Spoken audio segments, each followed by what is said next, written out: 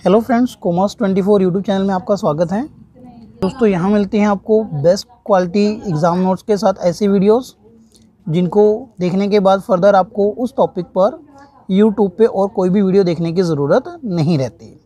दोस्तों, आज हम इस वीडियो में +1 बिजनेस स्टडी का फर्स्ट यूनिट का लास्ट टॉपिक करने वाले हैं और आज हम इस वीडियो में 4 टॉपिक को स्टडी करेंगे। आज हम इस वीडियो में बिजनेस रिस्क के बारे में पढ़ने वाले हैं। Today we will study concept of business risk.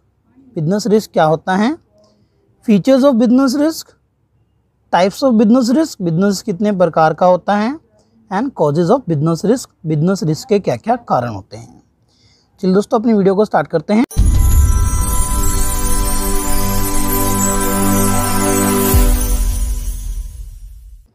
दोस्तों, यहाँ पर हम स्टार्ट करने वाले हैं क्वेश्चन के साथ में, जो कि मोस्ट कॉमन डाउट स्टूडेंट्स के माइंड में रहता है, and that is loss risk. क्या हानि को जोखिम कहा जाता है? तो इसका आंसर देखो दोस्तों। आंसर बताने के लिए मैं आपको एक सिचुएशन दे रहा हूँ। मान लीजिए कोई पर्सन है और जो विदाउट हेलमेट बाइक पे जाता है और जिस रास्ते से उसको जाता है कि वो काफ़ी रिस्की है, मतलब वहाँ पे पत्थर हैं या रोड अच्छी नहीं है। तो ऐसे में हम क्या कहेंगे, अगर मान लीजिए उस पर्सन को अब जो इंजरी होने का रिस्क है उसी को ही हम रिस्क बोलते हैं, मतलब जो चोट लगने की जो संभावना है, पॉसिबिलिटी है, उसको हम क्या कहेंगे, रिस्क कहेंगे। तो पॉसिबिलिटी ऑफ जो इंजरी है उसको हम क्या कहेंगे, रिस्क कहते हैं कि अब उसको रिस्क है कि शायद उसको चोट लग सकती है। भगवान ना करे किसी को चोट लगे, बट हमें तो कंसेप्ट समझना है, तो इसके लिए एग्जाम्पल अप्रोप्रिएट है। अब अगर दूसरी में बात करें तो मान लीजिए उसको इंजरी हो जाती है, उसको कोई चोट लग जाती है, तो क्या अब हम कह सकते हैं क्या अब कोई रिस्क है? देखो, अब तो चोट लग चुकी है, तो हम उस इंजरी को रिस्क नहीं कहते हैं, बल्कि इंजरी होने से पहले जो पॉसिबिलिटीज़ थी उस इंजरी के होने की, उसे रिस्क कहा जाता है। इट मीन्स बिजनेस में भी लॉस को रिस्क नहीं कहा जाता, बल्कि आपके बिजनेस में लॉस होने की जो पॉसिबिलिटी है, आपके बिजनेस में 24/7 जो एक डर बना, थ्रेट बना रहता है कि बिजनेस में कहीं कोई लॉस ना हो जाए, तो उसे हम क्या कहते हैं, उसे हम पॉसिबिलिटी ऑफ लॉस को रिस्क कहा जाता है। तो इस क्वेश्चन का आंसर क्या होगा, no, loss is not considered as risk. हम हानि को जोखिम नहीं कहते, बल्कि जो पॉसिबिलिटी ऑफ लॉस है उसे रिस्क कहा जाता है। चलिए अपनी स्टेटमेंट को पढ़ते हैं। उम्मीद करता हूँ इसके बाद आपको स्टेटमेंट पूरी तरह से समझ आ जाएगी। Business risk refers to the possibility of loss. Business risk से अभिप्राय है पॉसिबिलिटी ऑफ लॉस, मतलब हानि होने की संभावना से, और या फिर इनएडुकेट प्रॉफिट, या फिर कि आपका जो प्रॉफिट है वो आपको इनएडुकेट प्रॉफिट मिले, मतलब अपर्याप्त, जितना आप एक्सपेक्ट कर रहे हो उससे कम प्रॉफिट होने की जो पॉसिबिलिटी है उसे भी बिजनेस में रिस्क कहा जाता है। ड्यू टू, पहली चीज़ अगर हम कहें तो ड्यू टू किसकी वजह से। दोस्तों, यहाँ पे आप एक चीज़ माइंड में रख सकते हो, due to any reason. Loss होने की जो पॉसिबिलिटी है, चाहे वो किसी भी रीज़न से हो, तो पॉसिबिलिटी ऑफ लॉस को ही रिस्क कहा जाता है। लेकिन जनरली हम मान के चलते हैं कि ड्यू टू किस रीज़न, अनसर्टेनिटीज, मतलब फ्यूचर कुछ भी क्लियर नहीं है, कोई फ्यूचर में आपको प्रॉफिट भी हो सकता है, फ्यूचर में लॉस भी हो सकता है, तो लॉस होने की जो पॉसिबिलिटीज़ हैं उनको ही रिस्क कहा जाता है। उम्मीद करता हूँ फ्रेंड्स आपको ये टॉपिक पूरी तरह से क्लियर हो गया होगा। चलिए दोस्तों, अब अपने नेक्स्ट टॉपिक की तरफ आगे बढ़ते हैं, और जो कि है नेचर ऑफ बिजनेस, या फिर हम इसे कह सकते हैं फीचर्स या फिर कैरेक्टरिस्टिक्स ऑफ बिजनेस रिस्क। आपको ये समझना है कैरेक्टरिस्टिक्स होते क्या हैं। कैरेक्टरिस्टिक्स एक तरह के सिम्टम्स होते हैं जिनसे हम उस टॉपिक को आइडेंटिफाई करते हैं। जिस तरह से एक डॉक्टर सिम्टम्स को देख करके डिसीज़ पता लगाता है कि उस पर्सन को कौन सी बीमारी है, ठीक उसी तरीके से कैरेक्टरिस्टिक्स भी सिम्टम की तरह होते हैं, जो कि हमें उस पर्टिकुलर टॉपिक को आइडेंटिफाई करने में हेल्प करते हैं। तो कैरेक्टरिस्टिक्स का मतलब क्या हुआ, सिम्टम्स। चलिए देखते हैं बिजनेस रिस्क के क्या क्या सिम्टम्स हैं, मीन्स उसकी कैरेक्टरिस्टिक्स क्या क्या हैं। पहला पॉइंट है यहाँ पे, business risk arises due to uncertainties, जो कि हमने इसके मीनिंग में भी डिस्कस किया था कि जो बिजनेस रिस्क है वो किसकी वजह से अराइज होता है। सो बिजनेस रिस्क है वो अराइज होता है अनसर्टेनिटीज़ की वजह से। अनसर्टेनिटीज़ का मतलब होता है अनिश्चितता। डियर फ्रेंड्स, जो फ्यूचर होता है वो ऑलवेज अनसर्टेन होता है, मतलब हम ये प्रिडिक्ट नहीं कर सकते कि फ्यूचर में क्या होने वाला है with 100% accuracy. So it may be possible कि आपके सभी इफ़ेक्टिव डिसीजन लेने के बावजूद भी इन फ्यूचर आपको लॉस हो जाए। तो ऐसे में हम कह सकते हैं कि फ्यूचर में लॉस होने की जो पॉसिबिलिटीज़ है, बिकॉज फ्यूचर सर्टेन नहीं है, फ्यूचर अनसर्टेन है, तो it can be profit in future, it can be loss in the business in future, because future को हम प्रिडिक्ट नहीं कर सकते। तो we can say business risk arises due to uncertainties, mean uncertain future की वजह से बिजनेस में रिस्क अराइज होता है। सेकेंड पॉइंट की तरफ अगर हम आएँ तो है degree of risk depends on nature and size of business. Degree of risk का मतलब होता है कि रिस्क की मात्रा, मतलब कम या ज़्यादा, वो डिपेंड करता है नेचर ऑफ बिजनेस पे एंड साइज ऑफ बिजनेस पे। अब नेचर ऑफ बिजनेस का मतलब क्या होता है? नेचर ऑफ बिजनेस का मतलब है कि आपका जो बिजनेस है वो किस प्रोडक्ट में डील करता है। फॉर एग्जांपल, अगर मैं ये कहूँ कि आपका जो बिजनेस है वो किसी फैशनेबल गुड्स में या फिर पेरिसेबल गुड्स में, पेरिसेबल गुड्स हम उनको बोलते हैं जो बहुत जल्दी ख़राब हो जाती हैं, जैसे फ्रूट्स एंड वेजिटेबल्स, या फिर किसी ऐसे प्रोडक्ट में आप डील करते हो जिसमें बहुत जल्दी चेंज आता है, तो ऐसे बिजनेस में जनरली जो रिस्क होता है वो काफ़ी हाई होता है। क्योंकि अगर आपके प्रोडक्ट, लाइक अगर आप फ्रूट और वेजिटेबल का बिजनेस करते हैं, तो अगर आपके प्रोडक्ट 2 या 3 दिन में सेल नहीं हुए तो ऐसे में वो पूरी तरह से ख़राब हो जाएंगे, या बहुत ज़्यादा टाइम तक आप उनको संभाल करके नहीं रख सकते। तो ऐसे बिजनेस में जो कि फैशनेबल गुड्स में आप अगर डील करते हैं, पेरिसेबल जो कि बहुत जल्दी ख़राब होने वाली हैं, या फिर जिसमें बहुत जल्दी चेंज आते हैं, आप ऐसे अगर किसी भी प्रोडक्ट में डील करते हैं तो वहाँ पर बिजनेस में रिस्क हाई रिस्क होता है। अदरवाइज वाइस वर्सा, मतलब क्या हुआ कि अगर आप इसके अपोजिट किसी ऐसे बिजनेस में डील करते हैं जो पेरिसेबल नहीं है, ड्यूरेबल गुड्स है, लाइक फर्नीचर। अगर आप फर्नीचर बिजनेस में डील करते हैं तो फर्नीचर क्या होता है, वो बहुत जल्दी ख़राब होने वाली आइटम नहीं है। तो ऐसी सिचुएशन में, या फिर ऐसा कोई बिजनेस जिसमें बहुत जल्दी चेंज नहीं आता, अगेन अगर मैं बात करूं तो फर्नीचर में इतना जल्दी चेंज नहीं आता है, या कोई भी ऐसा बिजनेस जिसमें बहुत जल्दी चेंज नहीं आते, तो वहाँ पर भी जो रिस्क होता है वो हाई नहीं बल्कि लो रिस्क होता है। वाइस वर्सा का मतलब होता है इसका अपोजिट, मतलब तो वहाँ पे रिस्क हाई नहीं होगा, लो रिस्क वहाँ पर होगा।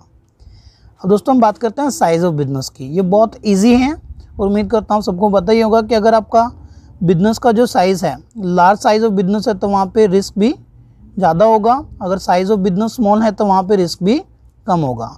लार्ज साइज़ के बिजनेस में क्या होता है, जनरली हमने कैपिटल भी काफ़ी ज़्यादा इन्वेस्ट की होती है, हमारे पास एसेट्स भी ज़्यादा होती हैं।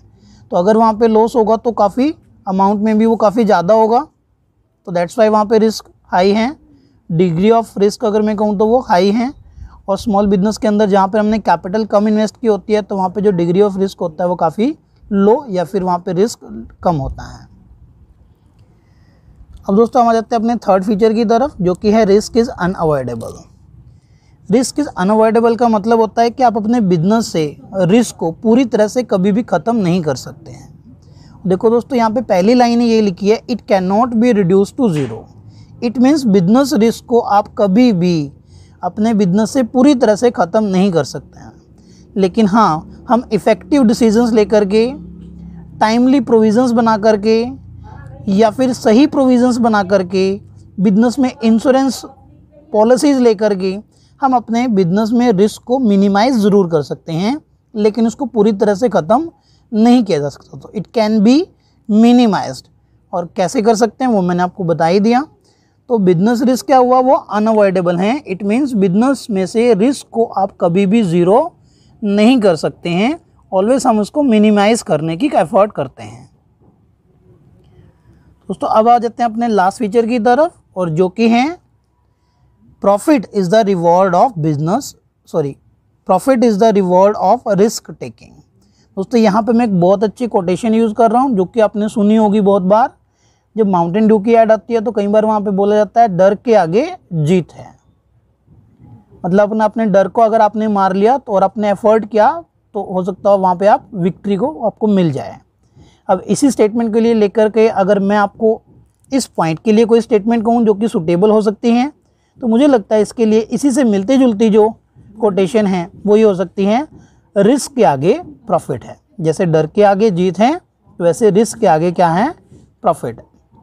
तो जनरली मार्केट का रूल होता है high risk high return, low risk low return. एक एग्जांपल के तरीके से आपको बताने की कोशिश करता हूँ। अगर आप अपने किसी भी इन्वेस्टमेंट के ऊपर ज़्यादा रिटर्न पाना चाहते हैं, मतलब ज़्यादा प्रॉफिट आप चाहते हैं कि उसके ऊपर ज़्यादा आपको इंटरेस्ट मिले, तो ऐसे में हमें रिस्की इन्वेस्टमेंट करनी पड़ती है। तो आप किसी ऐसी जगह पे लगाओगे जैसे कि शेयर मार्केट, आप उसको शेयर मार्केट में लगाओगे, वहाँ पे रिस्क भी ज़्यादा होगा। लेकिन अगर आप चाहते हो कि रिस्क आपका कम होना चाहिए, भले ही आपको रिटर्न भी कम आए, मतलब आपको ब्याज भी कम मिले, तब हम जनरली उस पैसे को क्या करते हैं, बैंक में डिपॉजिट करवा देते हैं, चाहे वो सेविंग में या एफडी में जाएगा। तो वहाँ से आपको रिटर्न भी कम मिलेगा, लेकिन आपका रिस्क भी वहाँ पे मिनिमाइज हो जाएगा। तो प्रॉफिट क्या होता है, profit is the reward for risk taking. Business में जितना ज़्यादा आप रिस्क बियर करोगे, उतना ज़्यादा आपको प्रॉफिट होने की पॉसिबिलिटीज़ होंगी। तो प्रॉफिट रिवॉर्ड है किनका, उनके लिए जो रिस्क उठाना चाहते हैं। तो जो रिस्क उठाते हैं उन्हीं को प्रॉफिट रिसीव होता है। तो डर के आगे जीत है, तो हुआ ना, रिस्क के आगे प्रॉफिट है। जितना ज़्यादा रिस्क उठाओगे उतना प्रॉफिट होने की पॉसिबिलिटी भी बढ़ जाएगी। चलिए दोस्तों, अब हम आगे हैं अपने थर्ड टॉपिक की तरफ, जो कि है टाइप ऑफ रिस्क, मतलब जोखिम कितने प्रकार का होता है। तो डियर फ्रेंड्स, जो बिजनेस रिस्क होता है या जो रिस्क होता है वो दो तरह का होता है, pure risk and speculative risk. अब देखो प्योर रिस्क क्या होता है। प्योर रिस्क वो होता है जहाँ पर आपको बिजनेस में पॉसिबिलिटी ऑफ लॉस हो या फिर possibility of no loss create होता हो। मतलब प्योर रिस्क का मतलब हुआ ऐसा रिस्क जिससे बिजनेस में या तो लॉस होने की पॉसिबिलिटी क्रिएट होगी या फिर कोई भी लॉस ना होने की पॉसिबिलिटी क्रिएट होगी, मतलब वहाँ प्रॉफिट की पॉसिबिलिटी क्रिएट नहीं होती है। जबकि स्पेक्युलेटिव रिस्क वो होता है जिसमें पॉसिबिलिटी ऑफ लॉस भी क्रिएट होता हो, लेकिन उसके साथ साथ पॉसिबिलिटी ऑफ प्रॉफिट भी क्रिएट होता हो। अब आप कहेंगे जो पॉसिबिलिटी ऑफ प्रॉफिट है वो रिस्क कैसे हैं, वो आपको पता चलेगा जब हम इसको टॉपिक को डिस्कस करेंगे। चलिए प्योर रिस्क को समझते हैं। अब जैसे मैं अगर एग्जांपल की बात करूं तो लॉस बाय फायर, अगर आपके बिजनेस में कोई फायर ऑकरेंस इवेंट हो जाता है या लॉस बाय थेफ्ट, या आपके बिजनेस में कोई चोरी होती है, तो इससे या तो हमें लॉस होगा, लेकिन अगर चोरी नहीं होती है या बिजनेस में आग नहीं लगती है तो उससे हमें कोई प्रॉफिट नहीं होगा। तो यहाँ पे जो सिचुएशन अराइज हो रही है वो या तो पॉसिबिलिटी ऑफ लॉस अराइज हो रहा है, या फिर अगर वो इवेंट नहीं हो रहा है तो पॉसिबिलिटी ऑफ नो लॉस वहाँ पे अराइज हो रहा है, मतलब आपको लॉस नहीं होगा। तो हम बात कर सकते हैं कि प्योर रिस्क वो होता है जिसमें या तो आपको लॉस होगा या आपको लॉस नहीं होगा, मतलब आपको प्रॉफिट नहीं होगा वहाँ पे। फॉर एग्जांपल, नेक्स्ट एग्जांपल की अगर हम बात करें तो स्ट्राइक बाय एम्प्लॉयज़। अगर आपके बिजनेस में आपके एम्प्लॉयज़ स्ट्राइक कर देते हैं तो उससे आपका प्रोडक्शन बंद हो जाएगा और ऐसे में आपको लॉस बियर करना पड़ेगा। लेकिन अगर एम्प्लॉय स्ट्राइक नहीं करते हैं तो आपको कोई फर्दर ऐसा तो नहीं है कि अलग से कोई प्रॉफिट होने वाला है। तो ये जो यूजुअल प्रॉफिट आपको हो रहा था वही होगा, मतलब जो लॉस आपको प्रोडक्शन बंद होने से होने वाला था अब वो लॉस नहीं होगा अगर वो स्ट्राइक नहीं करते हैं तो, लेकिन फर्दर कोई प्रॉफिट नहीं होगा वहाँ पे। तो जो प्योर रिस्क होते हैं उनको हम बोलते हैं जहाँ पर पॉसिबिलिटी ऑफ लॉस अराइज होता हो या फिर उस इवेंट के ना होने पे कोई भी लॉस ना होने की पॉसिबिलिटी वहाँ पे राइज होती हो, मतलब आपको प्रॉफिट होने की पॉसिबिलिटी नहीं बनेगी। उम्मीद करता हूँ इन एग्जांपल से आपको ये क्लियर हो गया होगा। अब हम बात करते हैं स्पेक्युलेटिव रिस्क की। स्पेक्युलेटिव रिस्क वो होते हैं जिसमें हमें या तो लॉस की पॉसिबिलिटी बन रही हो या फिर प्रॉफिट की पॉसिबिलिटी वहाँ पे बन रही हो। अब एग्जांपल की बात करें तो चेंज इन प्राइस। अगर आपके प्रोडक्ट के प्राइसेस मार्केट में डाउन आ जाते हैं, गिर जाते हैं, तो इससे आपको लॉस की पॉसिबिलिटी बनती है। लेकिन अगर वो प्राइसेस बढ़ जाएं तो वहाँ से प्रॉफिट की पॉसिबिलिटी भी बन रही है। तो ऐसे रिस्क को हम स्पेक्युलेटिव रिस्क बोलते हैं, जिसमें लॉस की पॉसिबिलिटी के साथ साथ अगर उसका अपोजिट हो जाए तो प्रॉफिट की पॉसिबिलिटीज़ भी, प्रॉफिट के चांसेस भी वहाँ क्रिएट होंगे। सो ऐसा कोई भी रीज़न जिसमें लॉस की पॉसिबिलिटी के साथ साथ अगर वो ना हो तो प्रॉफिट की पॉसिबिलिटी भी वहाँ पे क्रिएट हो रही है, तो उसे हम स्पेक्युलेटिव रिस्क बुलाते हैं। अनदर एग्जांपल की बात करें तो चेंज इन डिमांड। मार्केट में अगर आपकी प्रोडक्ट की डिमांड बढ़ जाए तो प्रॉफिट होगा, अगर घट जाए तो लॉस होगा। मार्केट में डिमांड डिक्रीज होने से अगर लॉस की पॉसिबिलिटी बन रही है तो वहीं पर मार्केट में प्रोडक्ट की डिमांड बढ़ जाने से हमें प्रॉफिट की पॉसिबिलिटी भी बनती है। तो this is the another example of speculative risk. उम्मीद करता हूँ दोस्तों आपको प्योर और रिस्क और स्पेक्युलेटिव रिस्क में डिफरेंस क्लियर हो गया होगा। ये अब हम आते हैं अपने लास्ट टॉपिक की तरफ, जो कि है कॉजेज ऑफ रिस्क, और इसके साथ हमारा चैप्टर भी कंप्लीट हो जाएगा और साथ ही साथ फर्स्ट जो यूनिट है वो भी कंप्लीट हो जाती है। दोस्तों कॉजेज ऑफ बिजनेस रिस्क जो है वो फोर टाइप्स के होते हैं, 4 तरह के कॉजेज होते हैं। Natural causes, human causes, economic causes and other causes. चलिए बात करते हैं पहले नेचुरल कॉजेज के। नेचुरल कॉजेज क्या होते हैं? किसी भी कॉजेज ऑफ रिस्क को आपको अगर याद करना है तो सिंपली आपको ये थीम मेमोराइज कर लेना है। आपको सिर्फ यहाँ फोकस करना है कि जो पॉसिबिलिटी ऑफ रिस्क है वो किस रीज़न से अराइज हो रहा है। डियर स्टूडेंट, सिर्फ एक चीज़ को अगर आप मेमोराइज कर लेंगे तो आपको सभी के सभी कॉजेज अलग से याद नहीं करने पड़ेंगे, एक ही ट्रिक से सभी के सभी कॉजेज आपको लर्न हो जाएंगे। दोस्तों अगर आपको ट्रिक अच्छी लगे तो वीडियो को लाइक कीजिए, शेयर कीजिए, साथ ही साथ चैनल को सब्सक्राइब कर लीजिए, और चैनल को सब्सक्राइब करके साइड में जो नोटिफिकेशन बेल का आइकन है उसको प्रेस कर देंगे तो कोई भी वीडियो अगर इस चैनल पे अपलोड होती है तो उसका नोटिफिकेशन आपको सबसे पहले मिल जाएगा। चलिए दोस्तों ट्रिक को देखते हैं। तो हमें देखना है कि पॉसिबिलिटी ऑफ लॉस किस रीजन से अराइज हो रहा है। तो सभी के लिए हम एक ही तरह की स्टेटमेंट यूज़ करने वाले हैं, नेचुरल कॉजेज हो, चाहे वो ह्यूमन कॉजेज हो, इकोनॉमिक कॉजेज हो या वो अदर कॉज हो। When possibility of loss arises due to, जो पॉसिबिलिटी ऑफ लॉस अराइज होता हो किसकी वजह से, अगर हम नेचुरल कॉज की बात करें so when possibility of loss arises due to natural climates, जब बिजनेस में लॉस की संभावना नेचुरल क्लाइमेटिस प्राकृतिक आपदाओं की वजह से अराइज होती है, जैसे फ्लड आने की वजह से, अर्थक्वेक अगर आ जाए, लाइटिंग बिजली गिरने की वजह से आपको बिजनेस में जो लॉस होने की पॉसिबिलिटी बनती है उसे हम नेचुरल कॉजेज बोलते हैं। जनरली जो नेचुरल कॉजेज होते हैं अगर आप इन सभी पे थोड़ा फोकस करोगे यू विल फाइंड कि out of the control of human होते हैं। Means these natural causes are totally beyond the control of human being, ये हमारे कंट्रोल से बाहर हैं। आप चाहकर भी इनको कंट्रोल नहीं कर सकते, आप चाहकर भी फ्लड को कंट्रोल नहीं कर सकते, अगर अर्थक्वेक आ रहा है तो आप चाहकर के भी भूकंप को नहीं रोक सकते हैं, या फिर आप थंडर लाइटिंग को नहीं रोक सकते हैं। तो जो नेचुरल कॉजेज होते हैं ये out of the control of human being होते हैं। अगर ह्यूमन कॉजेज की बात करें दोस्तों ये वो कॉजेज होते हैं जिनको हम कंट्रोल कर सकते हैं। तो ह्यूमन कॉजेज के लिए स्टेटमेंट क्या बनेगा, when possibility of loss arises due to, यहाँ तक तो आप सेम ही लिखोगे, एम्प्लॉयज़ ऑफ द ऑर्गेनाइजेशन। जब आपके बिजनेस में लॉस होने की पॉसिबिलिटी आपके एम्प्लॉयज़ जो आपकी ऑर्गेनाइजेशन के कर्मचारी हैं उनकी वजह से अराइज होती हैं तो उसे हम ह्यूमन कॉजेज बोलते हैं। फॉर एग्जांपल जैसे केयरलेसनेस, अगर आपके एम्प्लॉयज़ लापरवाही के साथ काम करते हैं तो भी आपको बिजनेस में लॉस होने की संभावना बनी रहती है। या डिसऑनेस्टी, मतलब अगर आपका कोई एम्प्लॉई बेईमान निकलाकर किसी तरह की कोई चोरी कर ले, प्रोडक्ट या कैश या एनीथिंग, तो उसे हम क्या कहेंगे, वो भी ह्यूमन कॉज है। या वो स्ट्राइक करें, इनएफिशिएंसी, या वो काम करने में पूरी तरह से एक्सपर्ट ना हो और इसकी वजह से कोई लॉस हो जाए तो उन्हें हम ह्यूमन कॉजेज में बोलते हैं।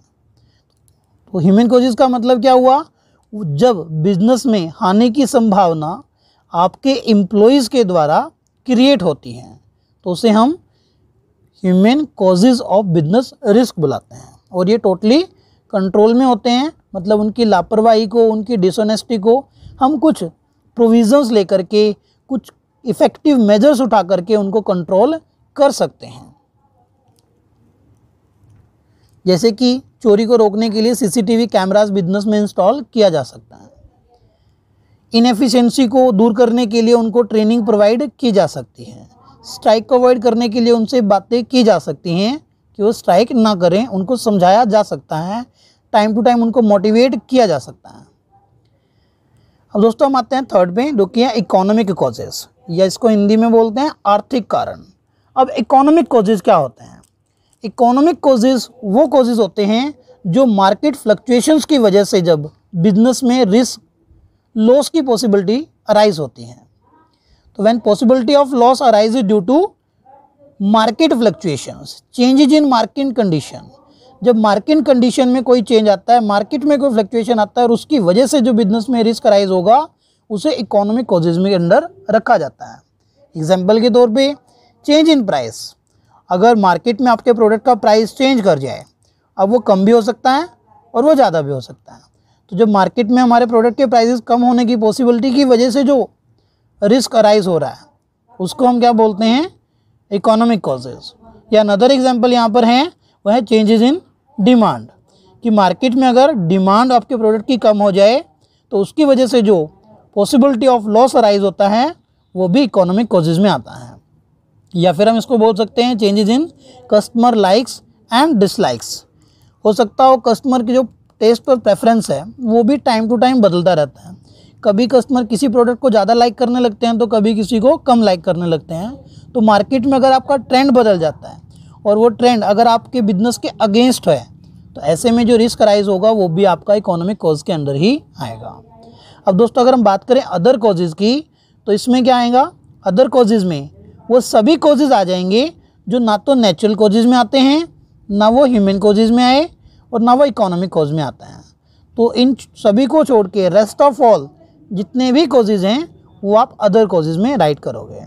एग्जाम्पल के तौर पे मैकेनिकल फेलियर, समटाइम ऐसा होता है कि आपने कोई न्यू मशीनरी बाय की और उसमें भी कोई बाय डिफ़ॉल्ट न्यू मशीनरी में ही कोई फॉल्ट आ जाए, बाय डिफ़ॉल्ट कोई फॉल्ट उसमें हो तो मैकेनिकल फेलियर वो भी हो सकता है। Change in exchange rate, exchange rate किसको बोलते हैं?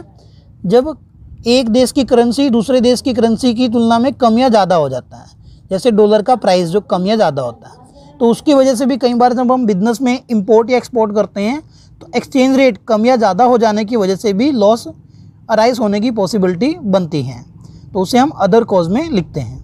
या ब्रस्टिंग ऑफ अ बॉयलर, मान लीजिए आपकी मशीनरी में कोई बॉयलर कोई पार्ट है, मतलब बॉयलर हम बोलते हैं जिसको जो बॉयल करता है, और उसमें आग लग जाए या ज़्यादा टेम्परेचर होने की वजह से वो ब्लास्ट कर जाए, तो इस तरह के जो रिस्क होते हैं वो सभी के सभी अदर कॉजेज़ में आते हैं। दोस्तों अगर हम ट्रिक की बात करेंगे तो हमने हर जगह पे क्या रखा? सिर्फ पॉसिबिलिटी ऑफ लॉस में हमने ये देखा कि वो पॉसिबिलिटी किसकी वजह से अराइज हो रही थी। अगर वो नेचुरल क्लाइमेटीज़ की वजह से अराइज हो रही थी तो वो नेचुरल कॉज था। अगर वो एम्प्लॉयज़ की वजह से लॉस अराइज हो रहा है, अगर एम्प्लॉयज़ की वजह से पॉसिबिलिटी ऑफ लॉस अराइज हो रहा है तो वो ह्यूमन कॉज है। मार्केट फ्लक्चुएशन की वजह से इकोनॉमिक कॉज है, और इन तीनों को छोड़ के अगर कोई भी रीज़न है तो वो अदर कॉज में आता है। दोस्तों उम्मीद करता हूँ आपको वीडियो अच्छी लगी होगी। अगर आपको ये नोट्स चाहिए तो किसी भी पॉइंट ऑफ टाइम पे आप इसका बीच में रोक करके इनकी स्क्रीनशॉट ले सकते हैं, और अगर आपको PDF फाइल चाहिए तो डिस्क्रिप्शन में दिए गए लिंक पर आप हमें कॉन्टैक्ट कर सकते हैं। वीडियो देखने के लिए आप सभी का बहुत बहुत धन्यवाद।